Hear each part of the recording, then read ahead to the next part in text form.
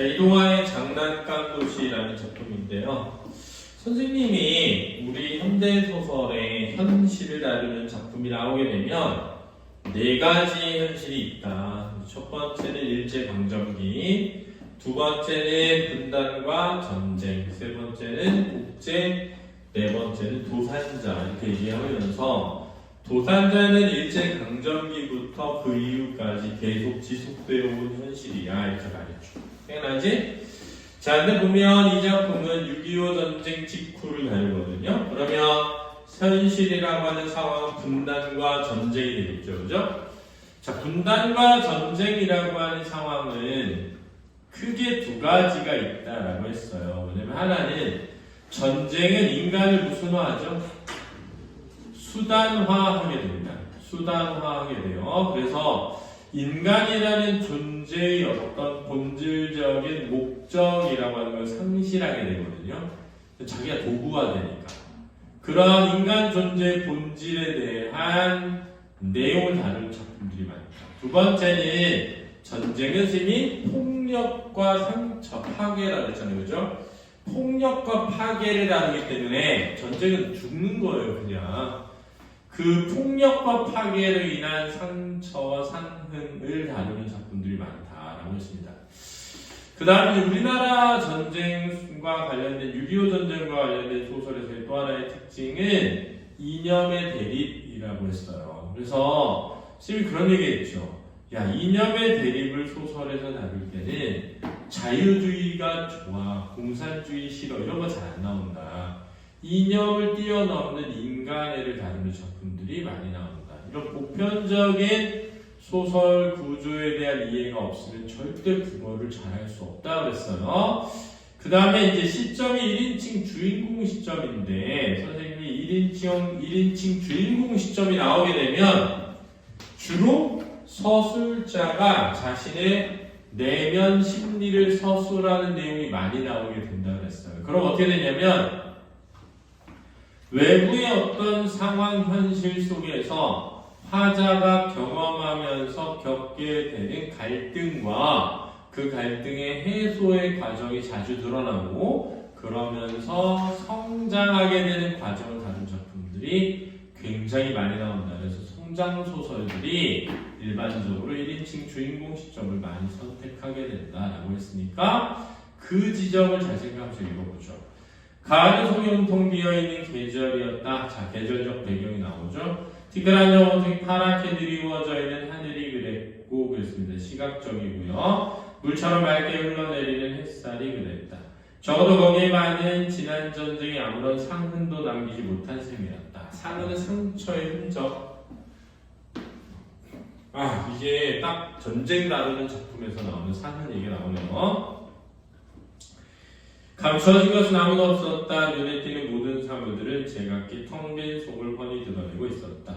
자, 여기서 이제 우리가 주목해야 할 것은 감추어진 것은 아무것도 없었다는 표현이에요. 이런 걸 이제 순수하다 라고 얘기하거든요. 순수하다. 자, 감추어진 것은 아무것도 없었다. 순수하다. 순수하다는 일반적으로 목적이 순수하다. 이렇게 얘기하는 거예요, 보통. 야, 목적이 순수하다. 자, 그러면 반대가 뭐냐면 목적이 불순하다. 순수하지 않다는 목적이 불순하다. 이렇게 되죠. 자, 목적이 불순하면 감춘 것이 있다. 이렇게 되는 겁니다. 감춘 것이 있다. 그럼 목적은 따로 있고 아닌 척 하면서 행동한다. 이럴 때 쓰는 표현이에요. 그렇다고는 해도 잠자리들처럼 투명한 생명체가 또 어디 있을까? 가을 햇살의 무늬가 이듯 아른아른 날아오는 잠자리 때를 보고 있노라면 나는 일수 콧날이 맹해지곤 했다. 그래서 나 나오니까 작품 속의 등장인물이 서술자의 역할을 하고 있네요.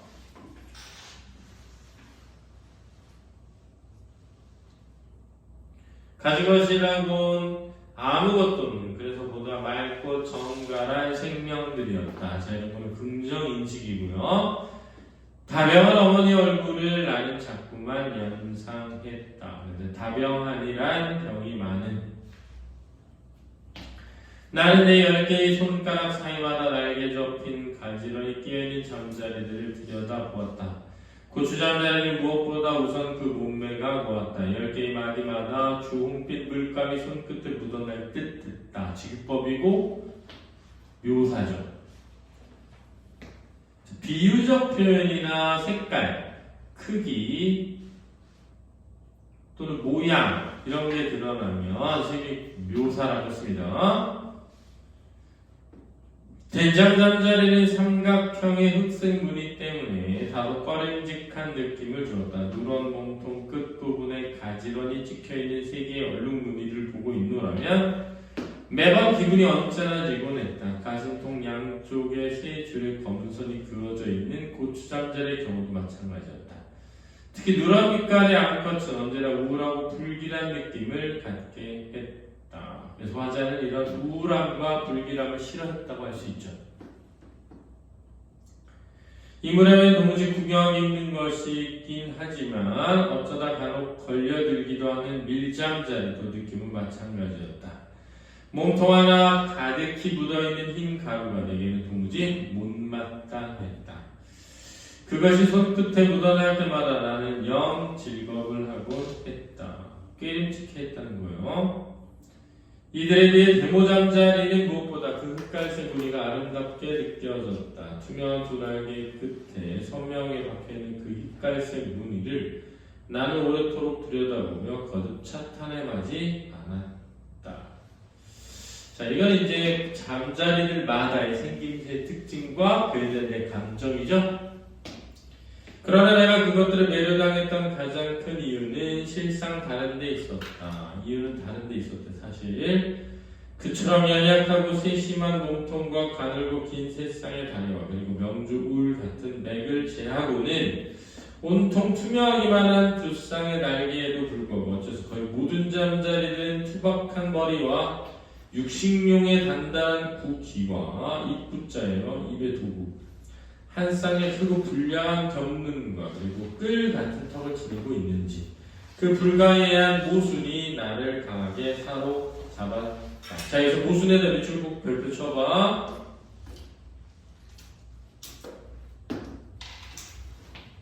자, 이 모순은 이런 겁니다.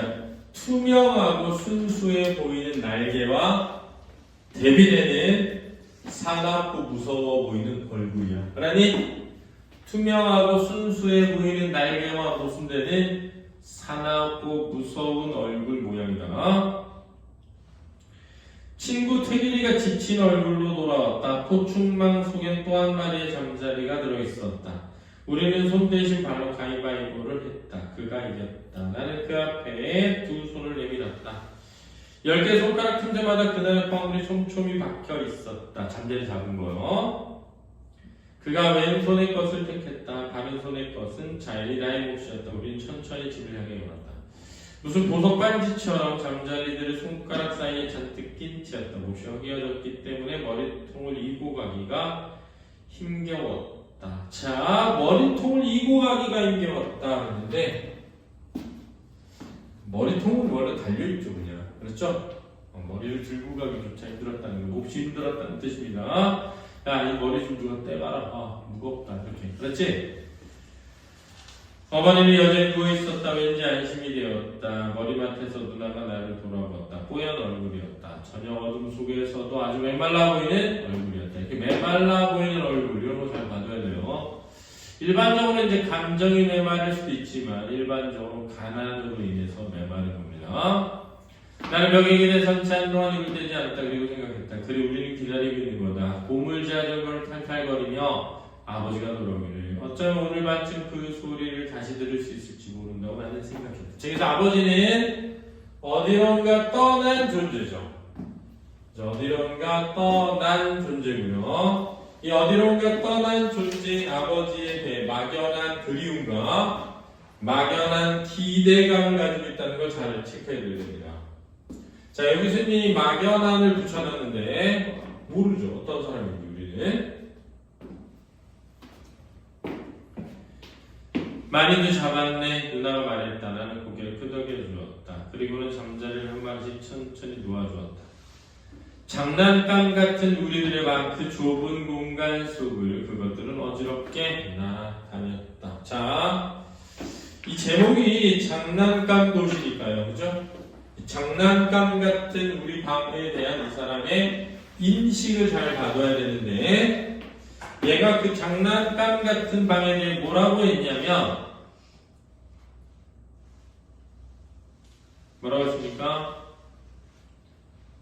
그 좁은 공간 속이라고 했다는 거예요. 이걸 잘 봐줘야 돼요. 그 좁은 공간 속이라는 표현은 가난한 현실을 드러내는 거예요. 부정적이라는 거죠. 따라서 장난감 같은 방은 긍정이 아니라 보다 부정이 된다는 걸 이해를 잘해야 됩니다.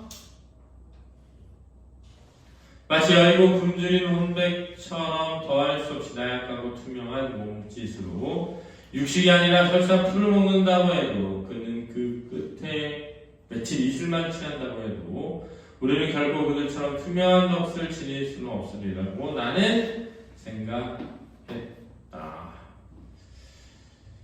자, 어머니의 낯빛은 갈수록 희고 투명해졌다. 얼굴만이 아니었다. 이불 밖으로 빼져나온 손이며 발목들도 마찬가지였다. 자, 이게 가난이 심화되는 거고 고생이 심화되는 거고 고달픔이 심화되는 거고 굶주림이 심화되는 겁니다.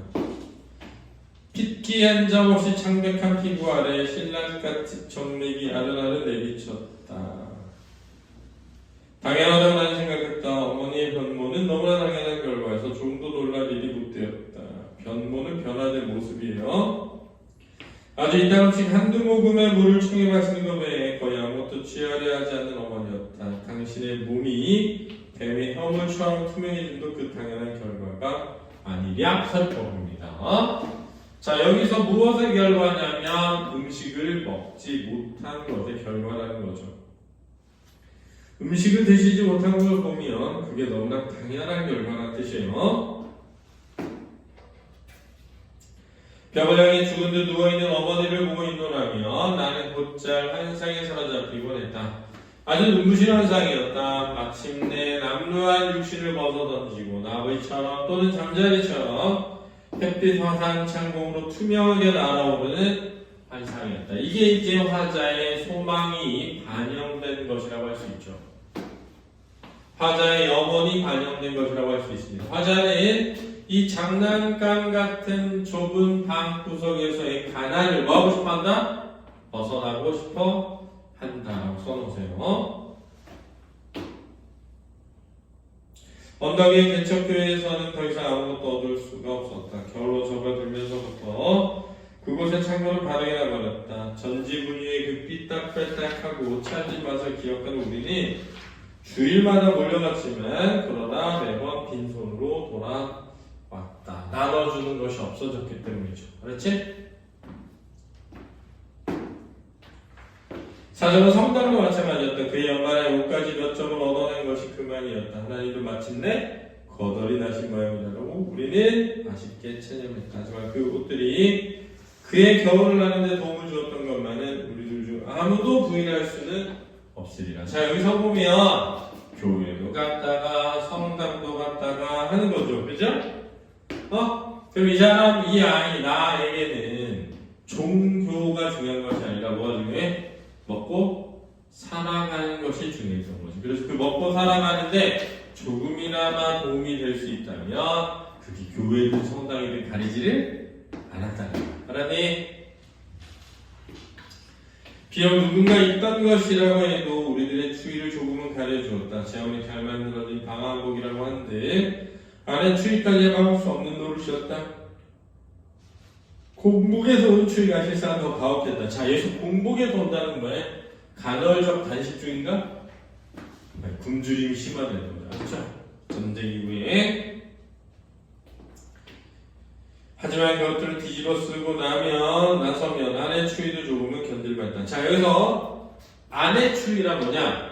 먹지 못해서 생기게 된 추위죠. 공복의 추위입니다. 알았죠?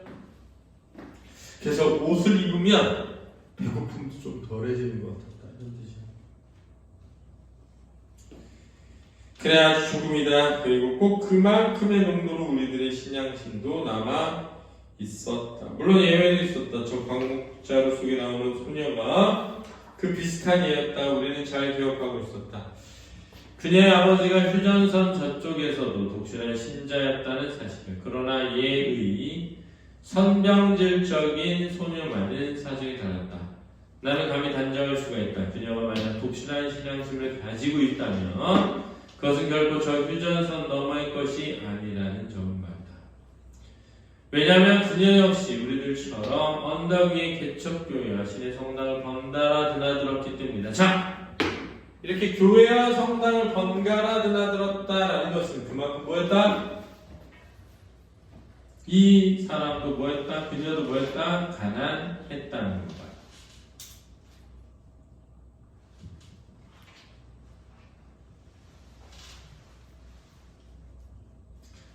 그래서 그녀가 독실한 신자였다면 성당이면 성당, 교회면 교회를 뭐 했겠어?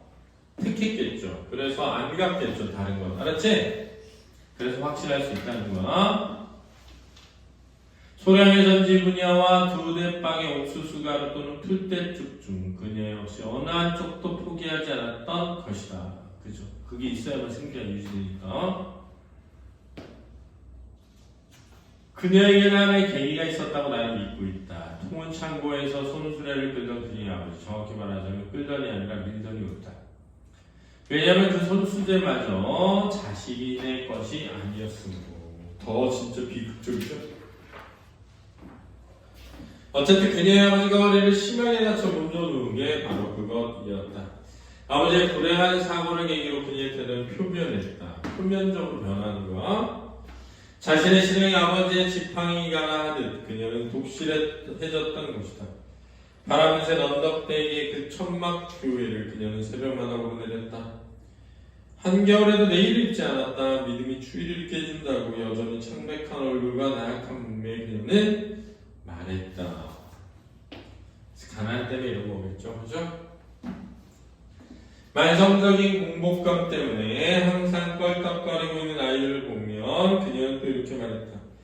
기도를 해 열심히 기도드리면 배고픈 것도 잊어버린다. 너 아버지가 말했어. 사람은 빵으로 살 것이 아니라 하나님의 말씀으로 살아야 한다고. 그러면 믿는 자는 배고프지가 않대. 가엾은 그들 부녀가 어떤 식으로 날마다 허기를 달랬을 것인가를 나는 충분히 상상할 수가 있다. 그래서 이 부녀를 가엾다라고 서술자는 표현하고 있고요. 그러면 그 앞에 나와 있는 대화 있지 않습니까? 하나님의 말씀을 살면 배고프지 않대 라는 말은 진짜 하나님의 말씀을 살 때 배가 너무 안 고파서 그런 게라고 보기는 어렵죠. 그죠? 왜? 배고프다고 해서 뭘 먹을 수 있는 처지가 아니기 때문에 이렇게 말하는 거지. 그렇지? 가엾은 그들 부녀가 이렇게 할 수 있었다. 날마다 허기를 달릴 것이게 나는 충분히 상상할 수가 있었다. 머지않아 그 병약한 소녀마저 제 아버지의 곁에 쓰러져 버릴 것이라고 나는 생각했다. 자, 미래를 낙관적으로 바라보고 있어? 비관적으로 바라보고 있어? 비관적으로 미래를 바라본다. 중요한 하나 써놔. 하지만 놀랍게도 그녀는 잘 견뎌냈다. 그들의 운명이 어떻게 결판났는지를 나는 알고 있지 못하다. 그러나 저보다 한 가지 사실만은 분명하다. 즉 우리 가족이 마침내 급한 저점을 떠나기까지 예의, 선병질적이고 허약한 소녀는 꺾이지 않고 꿋꿋하게 잘 버텨내고 있었다는 점이다. 즉 가난 속에서도 의지를 꺾지 않았던 소녀에 대한 기억이죠. 가난 속에서도 의지를 꺾지 않았던 소녀에 대한 기억이 드러난다. 고통 없이는 결국 그 작고 창백한 얼굴을 회상할 수가 없다. 특히 회관에 열려있는 그녀의 두 눈은 말이다. 먼 날 안에 그가 유사한 눈빛을 비아프라 난민들 속에 섞여있는 아이들에게 발견하고 놀란 적이 있었다. 그러나 그 손이 눈매처럼 타는 듯 빛나고 있지는 않았다. 자, 그래서 어떤 절망의 현실 속에 있는 한 인간의 눈빛에 대한 기억과 절망 속에서도 의지를 가지고 있었던 사람의 눈에서 느껴지는 어떤 의지를 보여주고 있는 겁니다. 이제는 고백해야겠다. 나는 그 소녀에게 조금씩 이끌려들고 있었다. 처음에 우리 모두를 놀라게 했던 그 발작 때문에, 다음엔 병적인 그녀의 용모 때문에, 그리고 최후엔 그 감동적인 시각 때문에 내 작은 마음은 점점 기울어졌다. 교회나 길목에서는 물론 꿈속에서도 그녀의 주의를 기울거릴 만큼, 그만큼 그녀가 소중한 존재가 되었다는 거야. 그녀의 말이 전혀 거짓은 아니었다. 때로는 소녀의 얼굴 머릿속에 그리는 것만으로 나는 공복감을 잠시 달랠 수 있었다. 자, 그녀의 말은 뭐였어? 하나님이 배고픔을 채워줘 이런 거잖아, 그지? 근데 그녀의 말이 사실인 것도 있었던 거예요. 그녀를 생각하면 배고픔이 덜했대. 물론 아주 잠시였다. 하물며 하나님을 생각하고 그분에게 기도드림으로써 배고픔을 잊을 수 있다는 그녀의 말이 내게도 조금은 수긍이 되었다. 잘은 모를 일이지만 저 병약한 소녀보다 하나님 쪽이 더 훨씬 효과적이라고 나는 결론 지었다. 나의 소망을 빌 때 몹시 어진 날 저녁 무렵 나는 언덕 위에 교회에 슬며시 올라왔다. 우리 유년 주일학교 천막은 다행히 되어 있었다. 조금은 개면쩍기도 했지만 부끄럽고 보다 절실한 감정이 나를 때밀어 넣었다. 그것은 고통이었다. 굶주린 육체의 아픔이었다. 자, 나를 때밀어 넣은 것이 바로 굶주림이었다는 거야. 나는 마룻바닥에 무릎을 꿇고 두 손을 모아 지었다. 결과는 몹시 부끄러운 것이었다. 차라리 그 소녀에게 기도를 드렸던 편이 나았으리라. 허리가 끊어질 듯한 공복감 때문에 나는 잠시도 펴트를 시간이 줬다. 부끄럽게 허망하게도 나는 도망쳐 나왔다. 왜? 뭐하지 못하고 무릎 꿇고 두 손을 모아지고 절하지 못하고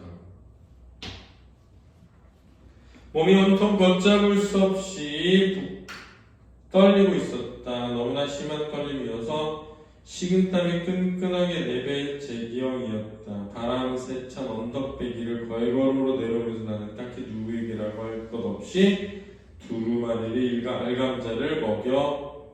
알감자를 먹여 주었다. 알감자라는 건 뻑큐, 그렇지? 요즘을 따지면 주먹요, 그렇지? 주먹 감자라고 한다.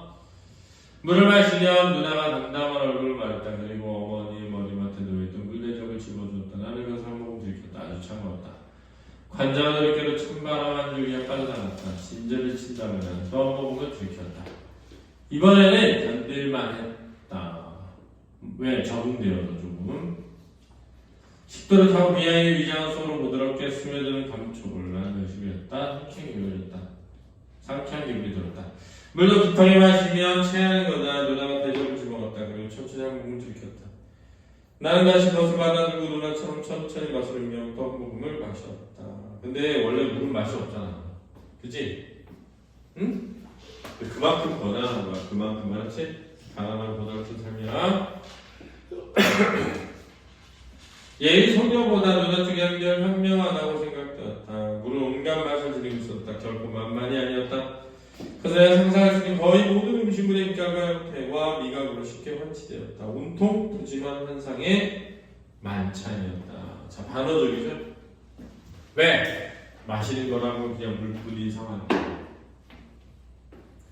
누나 나는 이불로 몸을 들고 돌들을 안고 마주 앉아 번갈아가며 한 모금씩 물을 마셨다. 아니 만찬을 즐겼다. 그리고 상상의 포만감 속으로 빠져들었다. 상상의 포만감이니까 실제로는 뭔가 허기진 거죠. 무거운 식곤증과 더불어 잠이 쏟아졌다. 자! 식곤증은 원래 뭘 먹어야 잠이 오는 거잖아. 그치? 이해됐니? 그런데 아무것도 먹지 못하고 기력이 떨어져도 뭐가 와? 잠이 온단 말이야. 그래서 그렇게 잠이 오는 것을 뭐라고 바꿔서 표현한 거야? 식곤증이라고 바꿔서 표현한 것이죠. 그럼으로써 더 상황을 비극적으로 전달하는 효과가 있다라는 걸 꼭 기억해 두시기 바랍니다. 그렇죠? 네, 수고했습니다.